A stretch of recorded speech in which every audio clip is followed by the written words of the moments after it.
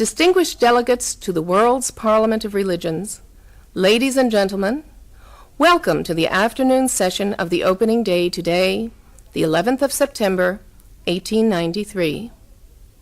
We now introduce you to Swami Vivekananda from India and request him to address us. Swami Vivekananda. Sisters and brothers of America,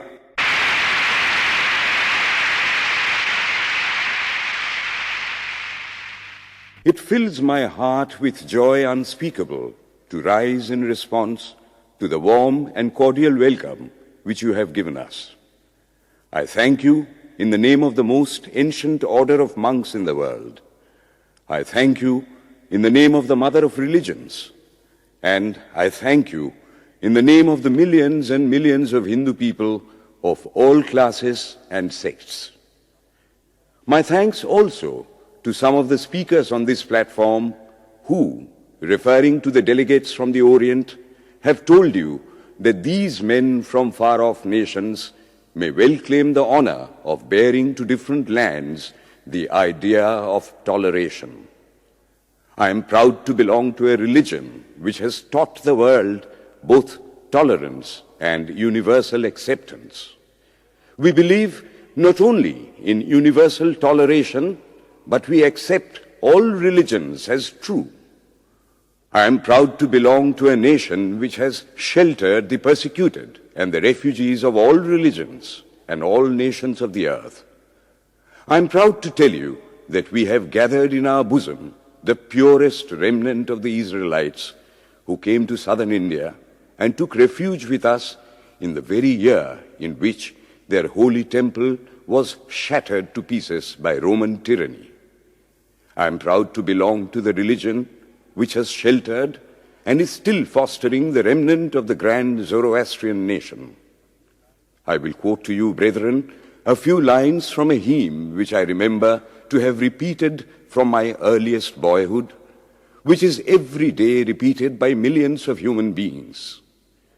As the different streams, having their sources in different places, all mingle their water in the sea, so, O Lord, the different paths which men take through different tendencies, various though they appear, crooked or straight, all lead to Thee. The present convention, which is one of the most august assemblies ever held, is in itself a vindication, a declaration to the world of the wonderful doctrine preached in the Gita. Whosoever comes to me, through whatsoever form, I reach him. All men are struggling through paths which in the end lead to me. Sectarianism, bigotry, and its horrible descendant, fanaticism, have long possessed this beautiful earth.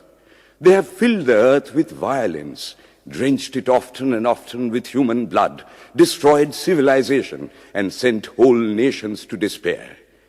Had it not been for these horrible demons, human society would be far more advanced than it is now.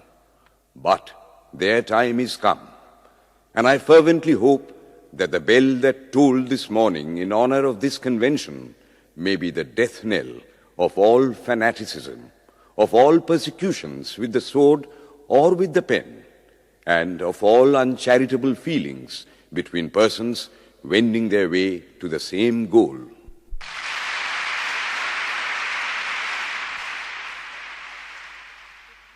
Ladies and gentlemen, on the agenda for today, the 15th of September, 1893, a galaxy of eminent speakers are scheduled to address us, and it gives us great pleasure to once again invite Swami Vivekananda to speak. His subject for today, Why We Disagree. I will tell you a little story. You have heard the eloquent speaker who has just finished say, "Let us cease from abusing each other," and he was very sorry that there should be always so much variance. But I think I should tell you a story which would illustrate the cause of this variance. A frog lived in a well. It had lived there for a long time. It was born there and brought up there, and yet was a little small frog.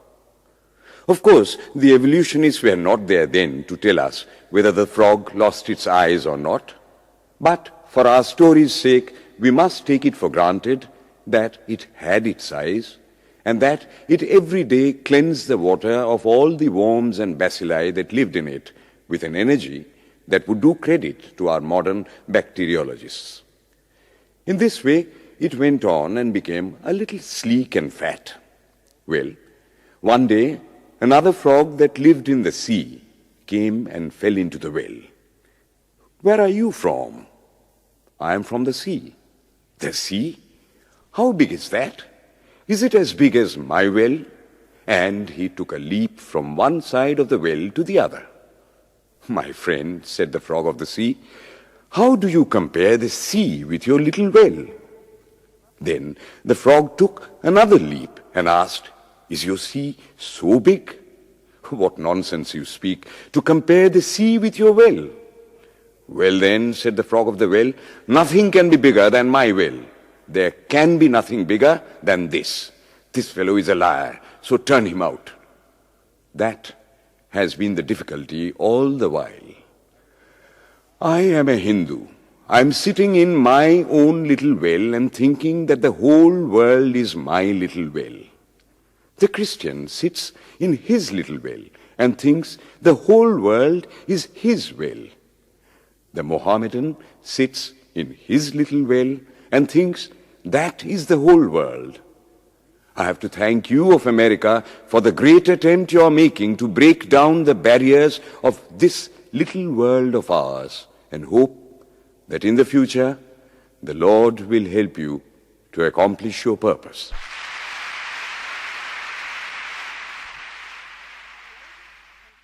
Delegates and friends, today, the 19th of September, 1893, is the 9th day of the World's Parliament of Religions.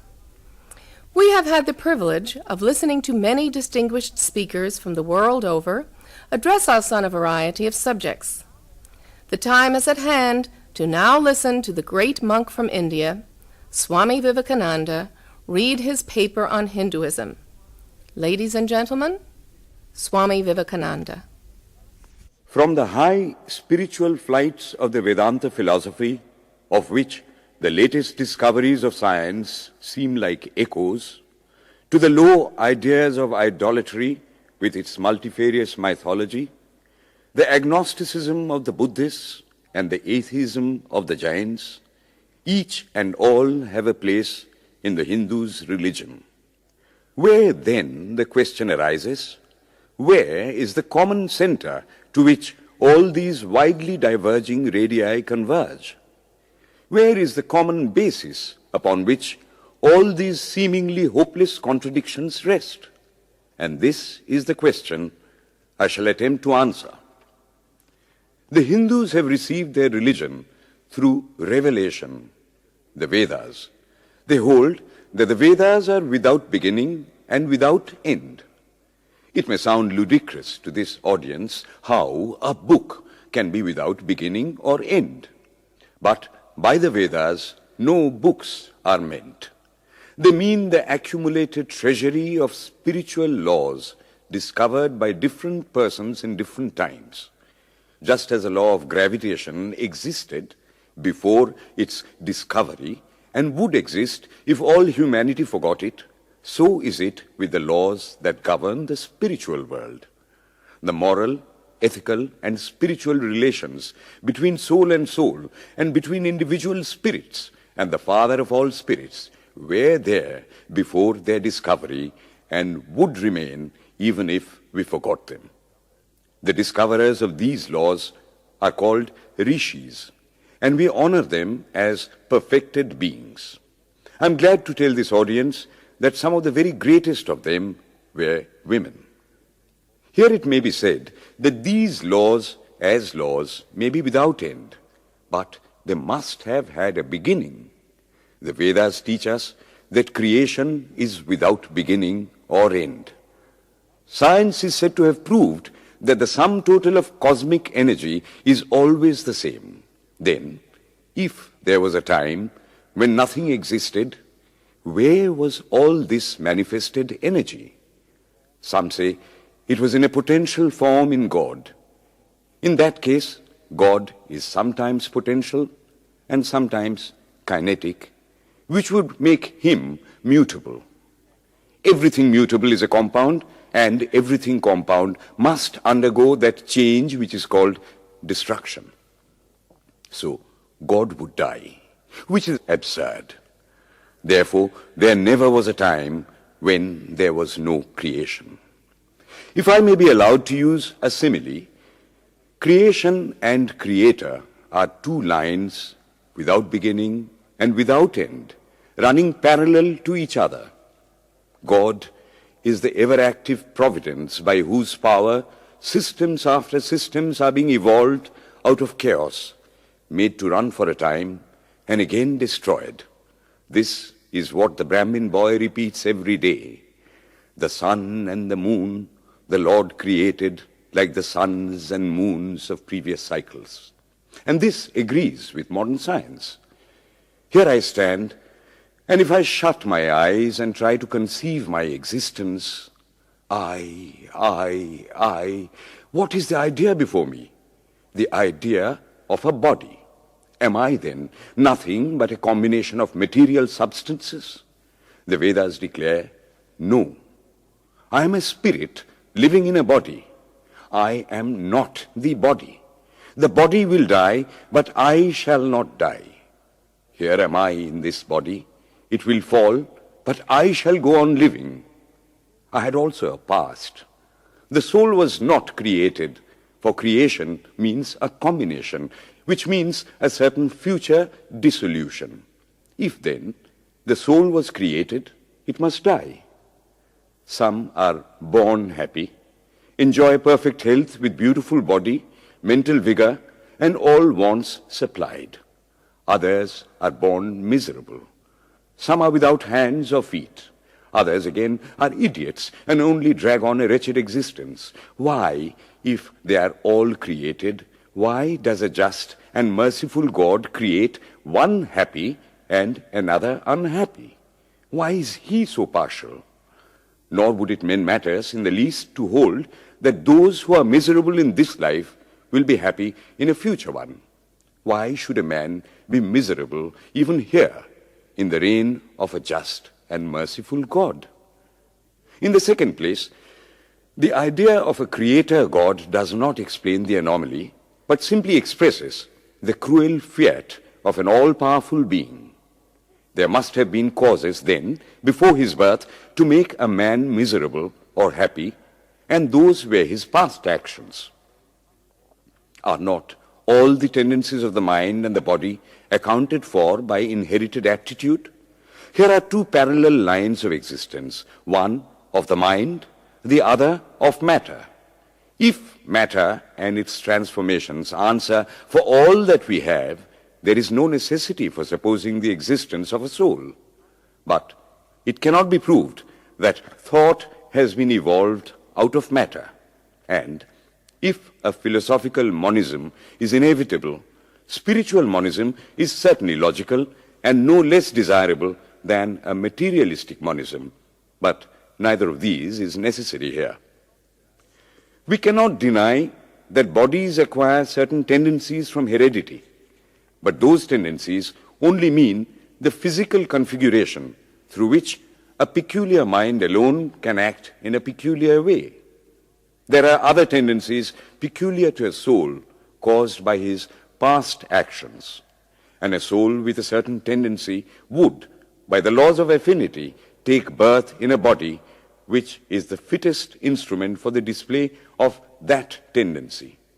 This is in accord with science, for science wants to explain everything by habit, and habit is got through repetitions. So, repetitions are necessary to explain the natural habits of a newborn soul, and since they were not obtained in this present life, they must have come down from past lives. There is another suggestion. Taking all these for granted, how is it that I do not remember anything of my past life? This can be easily explained. I am now speaking in English. It is not my mother tongue. In fact, no words of my mother tongue are now present in my consciousness. But let me try to bring them up. And they rush in. That shows that consciousness is only the surface of the mental ocean, and within its depths are stored up all our experiences. Try and struggle. They would come up, and you would be conscious even of your past life. This is direct and demonstrative evidence. Verification is the perfect proof of a theory, and here is the challenge thrown to the world by the rishis. We have discovered the secret by which the very depths of the ocean of memory can be stirred up. Try it, and you would get a complete reminiscence of your past life.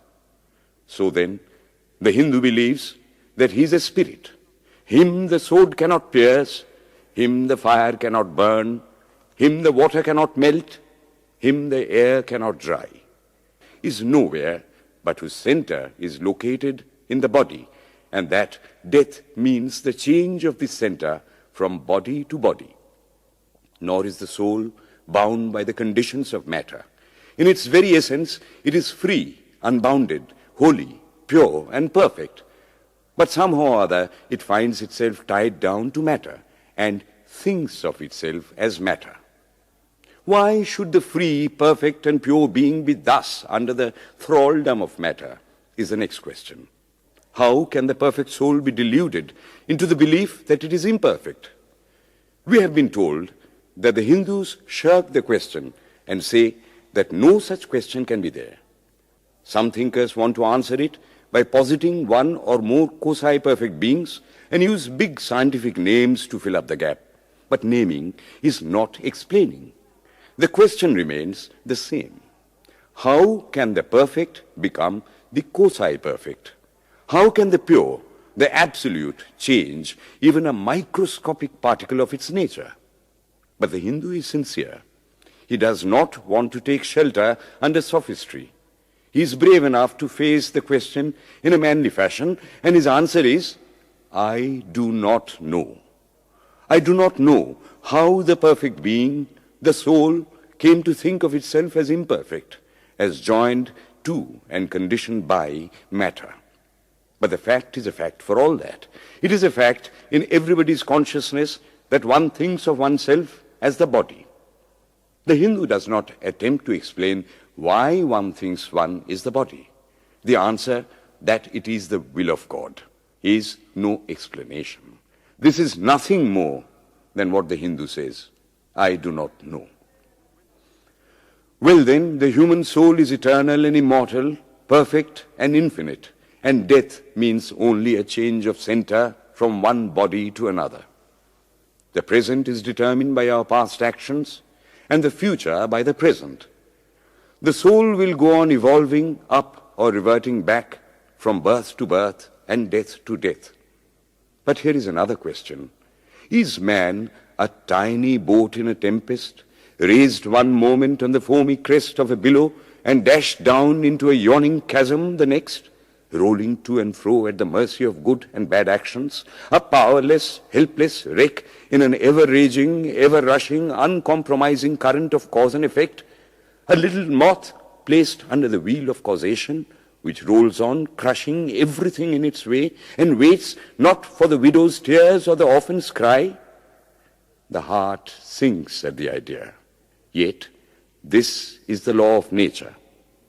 Is there no hope? Is there no escape? Was the cry that went up from the bottom of the heart of despair. It reached the throne of mercy, and words of hope and consolation came down and inspired a Vedic sage, and he stood up before the world and in trumpet voice proclaimed the glad tidings. Hear ye, children of immortal bliss, even ye that reside in higher spheres. I have found the ancient one who is beyond all darkness, all delusion. Knowing him alone, you shall be saved from death over again. Children of immortal bliss. What a sweet, what a hopeful name. Allow me to call you, brethren, by that sweet name, heirs of immortal bliss. Yea, the Hindu refuses to call you sinners. We are the children of God, the sharers of immortal bliss, holy and perfect beings. Ye divinities on earth, sinners. It is a sin to call a man so. It is standing libel on human nature. Come up, O lions, and shake off the delusion that you are sheep. You are souls immortal, spirits free, blessed and eternal. Ye are not matter, ye are not bodies. Matter is your servant, not you the servant of matter. Thus it is that the Vedas proclaim not a dreadful combination of unforgiving laws, not an endless prison of cause and effect, but that at the head of all these laws, in and through every particle of matter and force stands one, by whose command the wind blows, the fire burns, the clouds rain, and death stalks upon the earth. And what is his nature? He is everywhere, the pure and formless one, the Almighty and the All-Merciful.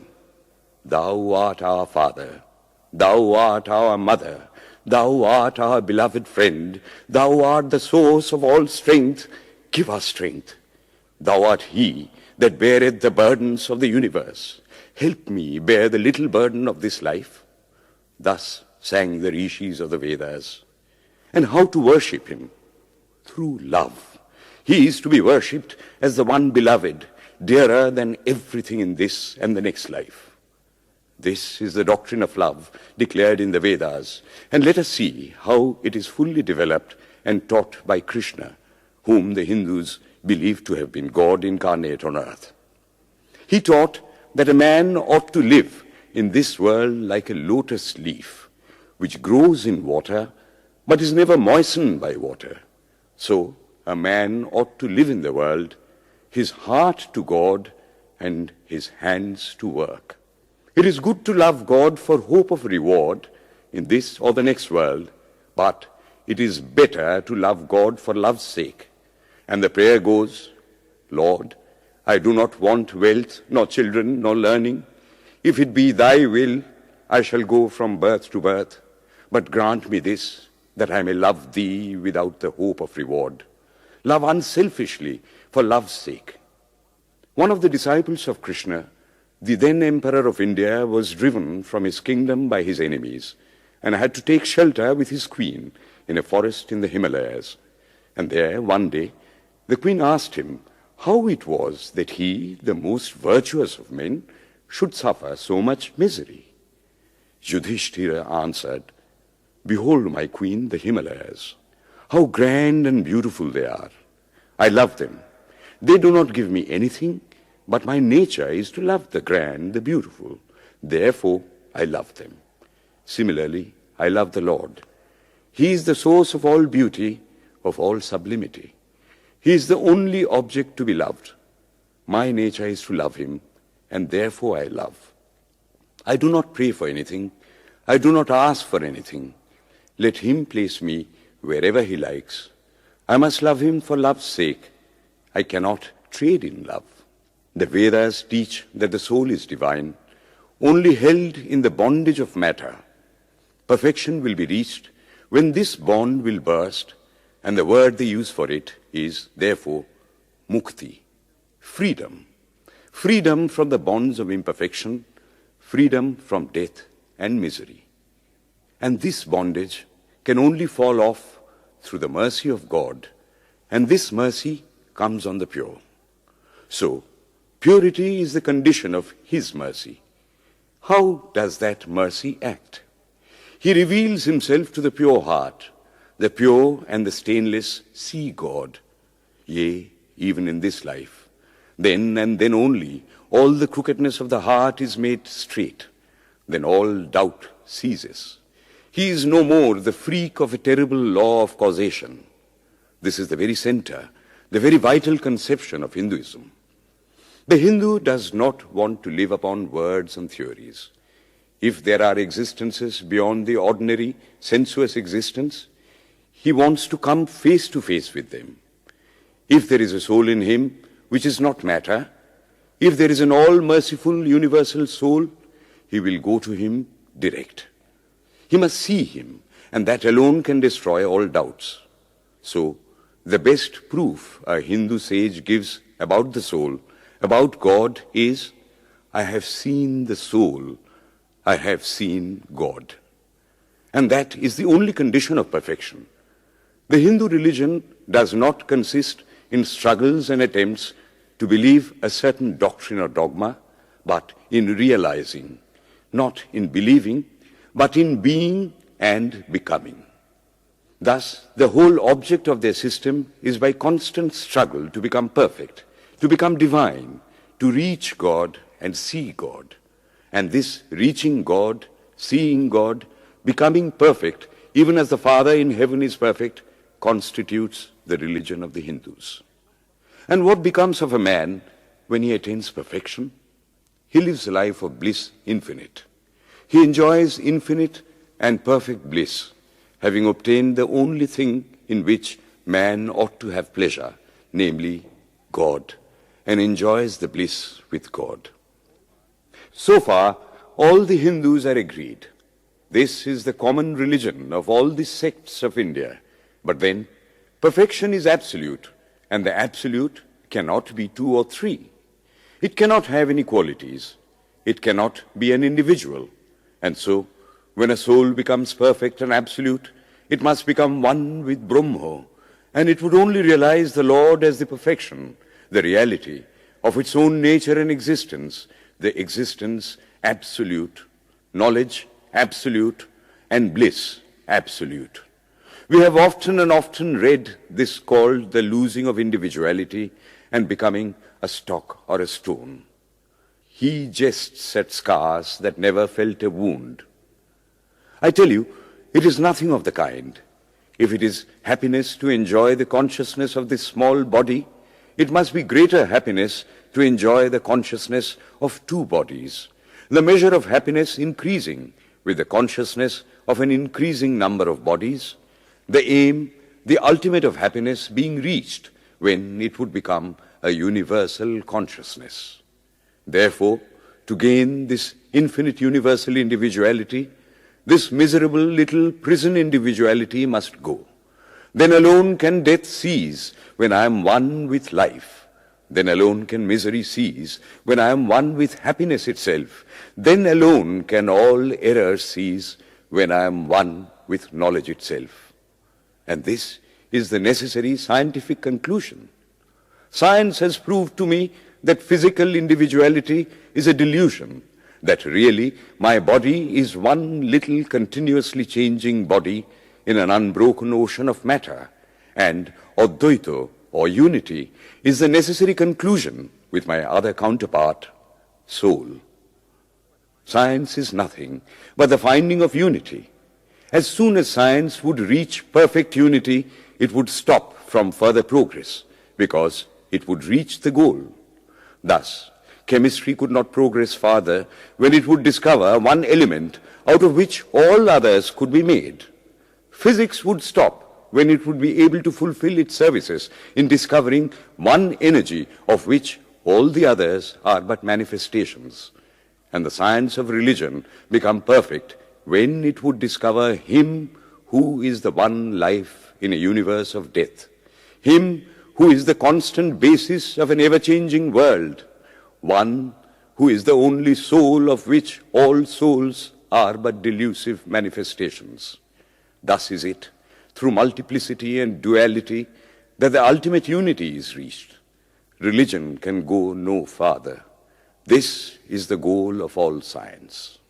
All science is bound to come to this conclusion in the long run.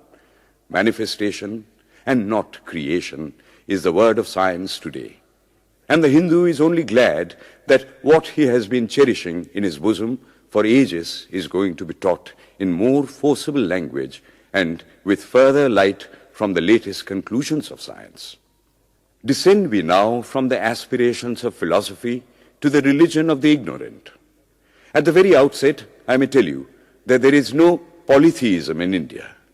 In every temple, if one stands by and listens, one will find the worshippers applying all the attributes of God, including omnipresence, to the images.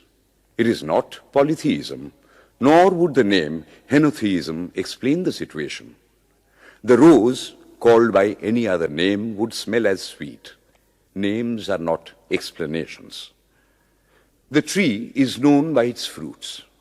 When I have seen amongst them that are called idolaters, men the like of whom, in morality and spirituality and love, I have never seen anywhere, I stop and ask myself, can sin beget holiness?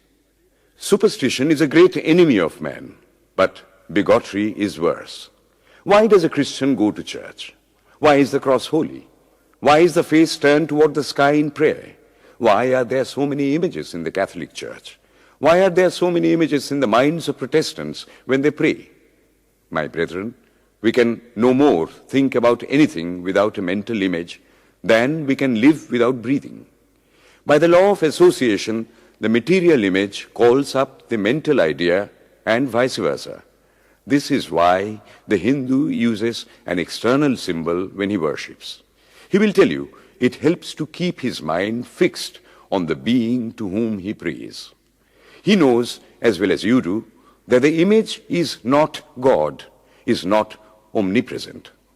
After all, how much does omnipresence mean to almost the whole world? It stands merely as a word, a symbol. Has God superficial area? If not, when we repeat that word omnipresent, we think of the extended sky or of space. That is all. As we find that somehow or other, by the laws of our mental constitution, we have to associate our ideas of infinity with the image of the blue sky or of the sea, so we naturally connect our idea of holiness with the image of a church, a mosque, or a cross. The Hindus have associated the ideas of holiness, purity, truth, omnipresence, and such other ideas with different images and forms. But with this difference, that while some people devote their whole lives to their idol of a church and never rise higher, because with them religion means an intellectual assent to certain doctrines and doing good to their fellows, the whole religion of the Hindu is centered in realization. Man is to become divine by realizing the divine. Idols or temples or churches or books are only the supports, the helps of his spiritual childhood, but on and on he must progress. He must not stop anywhere. External worship, material worship, say the scriptures, is the lowest stage. Struggling to rise high, mental prayer is the next stage. But the highest stage is when the Lord has been realized. Mark, the same earnest man who is kneeling before the idol tells you, him the sun cannot express, nor the moon, nor the stars, the lightning cannot express him, nor what we speak of as fire. Through him they shine. But he does not abuse anyone's idol or call its worship sin. He recognizes in it a necessary stage of life. The child is father of the man. Would it be right for an old man to say that childhood is a sin or youth is a sin? If a man can realize his divine nature with the help of an image, would it be right to call that a sin? Nor, even when he has passed that stage, should he call it an error. To the Hindu, man is not traveling from error to truth, but from truth to truth, from lower to higher truth.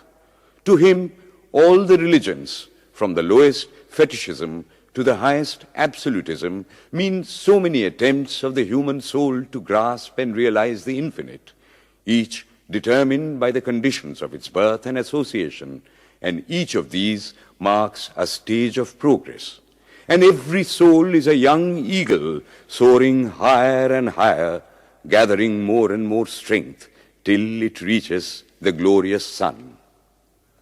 Unity in variety is the plan of nature, and the Hindu has recognized it. Every other religion lays down certain fixed dogmas and tries to force society to adopt them. It places before society only one coat which must fit Jack and John and Henry all alike. If it does not fit John or Henry, he must go without a coat to cover his body.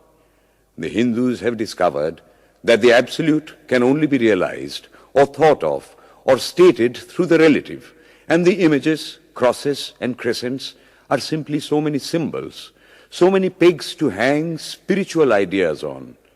It is not that this help is necessary for everyone, but those that do not need it have no right to say that it is wrong, nor is it compulsory in Hinduism.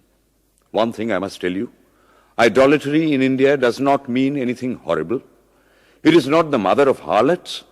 On the other hand, it is the attempt of undeveloped minds to grasp high spiritual truths. The Hindus have their faults, they sometimes have their exceptions, but mark this, they are always for punishing their own bodies and never for cutting the throats of their neighbors. If the Hindu fanatic burns himself on the pyre, he never lights the fire of inquisition.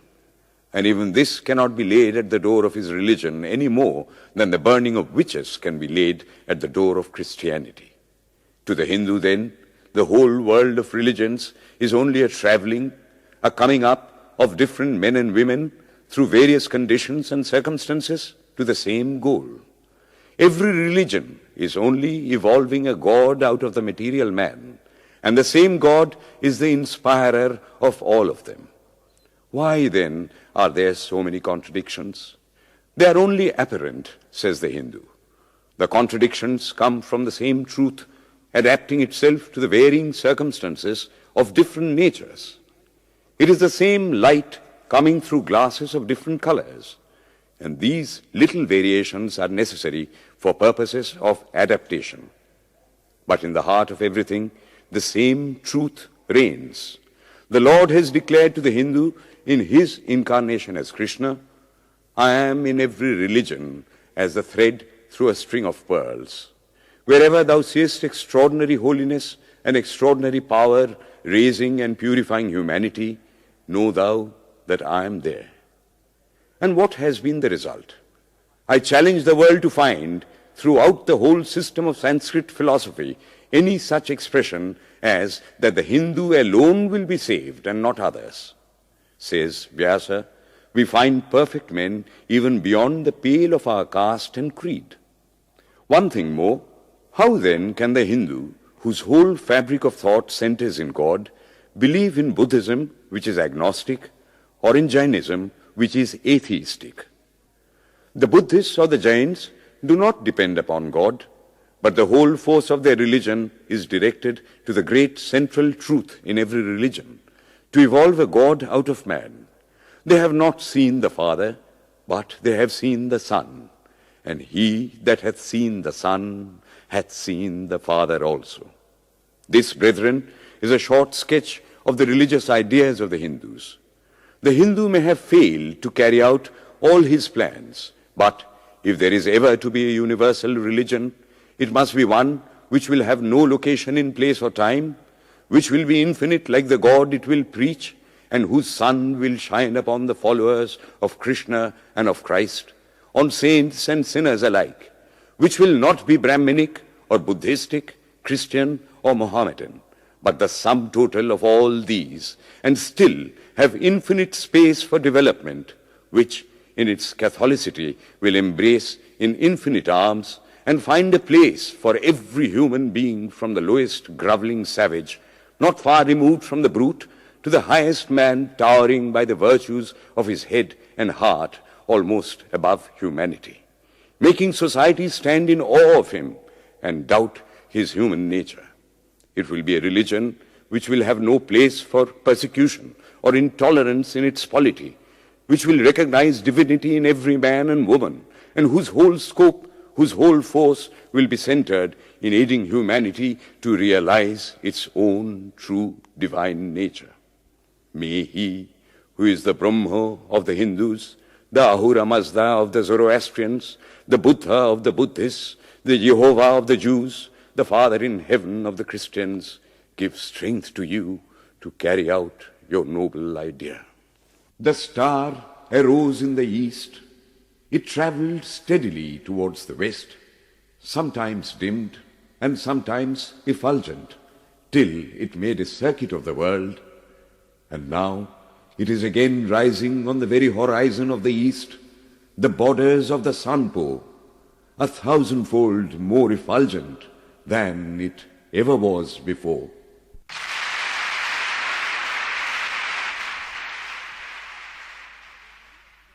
Today, the 26th of September, 1893, is the penultimate day of this Parliament of Religions at Chicago.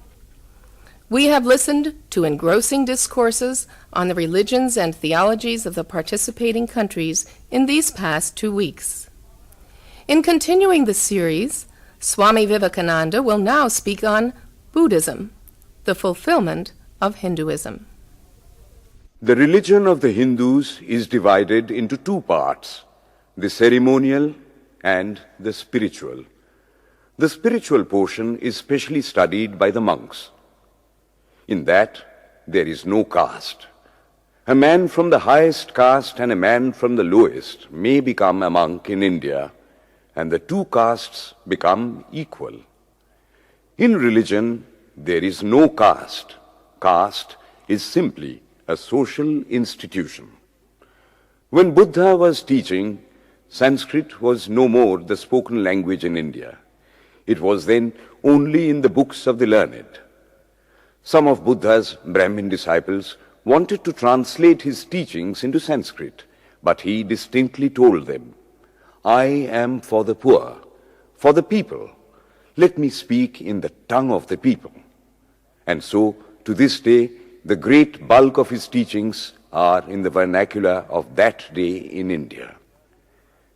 Whatever may be the position of philosophy, whatever may be the position of metaphysics, so long as there is such a thing as death in the world, so long as there is such a thing as weakness in the human heart, so long as there is a cry going out of the heart of man in his very weakness, there shall be a faith in God. Let us then join the wonderful intellect of the Brahmin with the heart, the noble soul, the wonderful humanizing power of the great Master.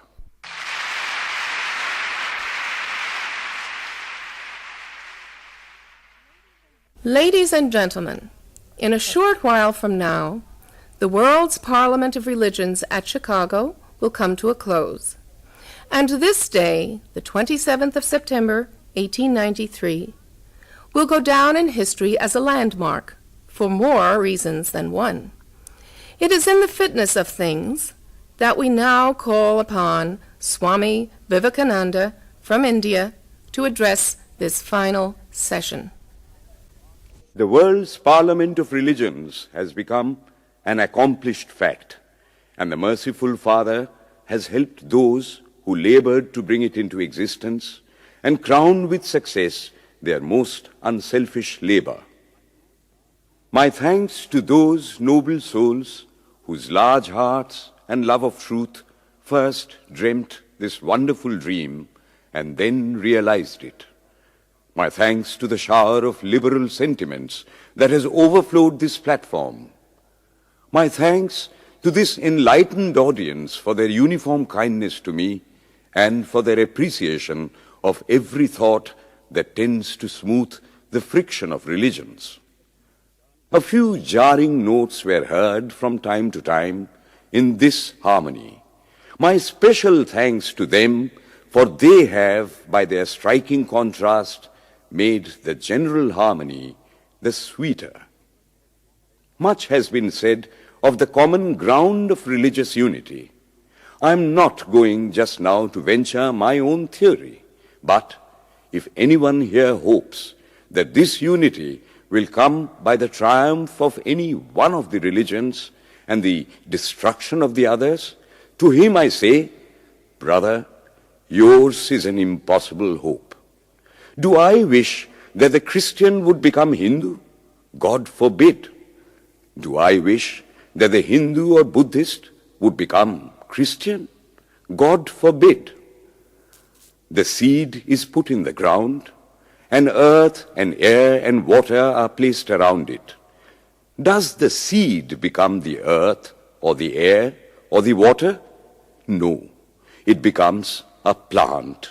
It develops after the law of its own growth, assimilates the air, the earth, and the water, converts them into plant substance, and grows into a plant. Similar is the case with religion. The Christian is not to become a Hindu or a Buddhist, nor a Hindu or a Buddhist to become a Christian, but each must assimilate the spirit of the others and yet preserve his individuality and grow according to his own law of growth. If the Parliament of Religions has shown anything to the world, it is this. It has proved to the world that holiness, purity, and charity are not the exclusive possessions of any church in the world, and that every system has produced men and women of the most exalted character. In the face of this evidence, if anybody dreams of the exclusive survival of his own religion and the destruction of others, I pity him from the bottom of my heart and point out to him that upon the banner of every religion will soon be written, in spite of resistance, help and not fight, assimilation and not destruction, harmony and peace and not dissension.